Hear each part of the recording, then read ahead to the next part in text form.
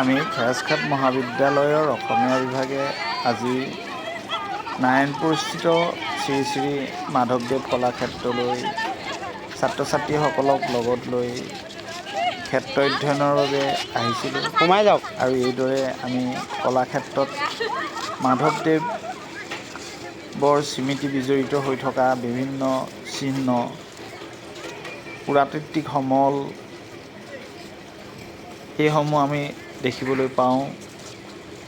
ইয়াৰ সংগ্ৰহালয়ে আমি ছাত্ৰ ছাত্ৰীসকলক দেখুৱাই ছাত্ৰ ছাত্ৰীসকলক বিভিন্ন দিশৰ পৰামৰ্শ দিয়াৰ লগতে আমাৰ অসমৰ বৈষ্ণৱ পৰম্পৰা, বৈষ্ণৱ সংস্কৃতি, বৈষ্ণৱ জীৱন বিথীকা, অসমীয়া জাতীয় জীৱনৰ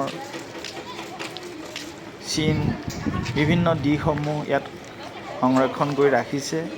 মুখা শিল্পৰ পৰা আৰম্ভ কৰি আমাৰ বস্ত্ৰশিল্পলৈকে আপুৰুগীয়া সম্পদ ইয়াত সংৰক্ষণ কৰি ৰাখিছে। আৰু এই সকলোবিলাক আমি আজি ছাত্ৰ ছাত্ৰীসকলক দেখুৱাওঁ আৰু পৰামৰ্শ দিওঁ। সাঁচিপাতৰ পুথি, শংকৰদেৱে মাধৱদেৱে ৰচনা কৰা বিভিন্ন নাটৰ চিত্ৰত ৰূপায়ণ কৰা সাঁচিপাতৰ পুথি, কীৰ্তনঘোষাৰ সাঁচিপাতৰ পুথি, নামঘোষাৰ সাঁচিপাতৰ পুথি পৰা আৰম্ভ কৰি বিভিন্ন দিশসমূহ আমি ছাত্ৰ ছাত্ৰীসকলক সংগ্ৰহালয়ত দেখুৱাওঁ। এইদৰে আমি গোটেই মাধৱদেৱ কলাক্ষেত্ৰৰ পৰিৱেশ অধ্যয়ন কৰাৰ লগতে খন্তেক সময় আমি এনেদৰে সকলোৱে জিৰণি লৈ ছাত্ৰ ছাত্ৰীসকলৰ লঘু আহাৰ গ্ৰহণ কৰোঁ। এই হৈছে আমাৰ অসমীয়া বিভাগ খেৰাজখাট মহাবিদ্যালয়ৰ ছাত্ৰ ছাত্ৰীসকল।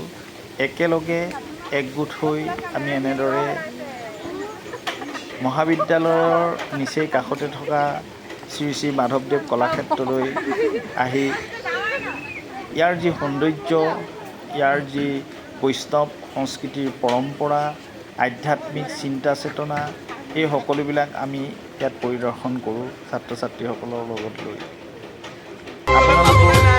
গৰুহালি জ্যোতি লয়ে মন মালতী পথাৰতে হালে বাওঁ, ভল পুৱাতে ওলাই যাওঁ, আলিহীন উপাহে কাটি বোকা মাটি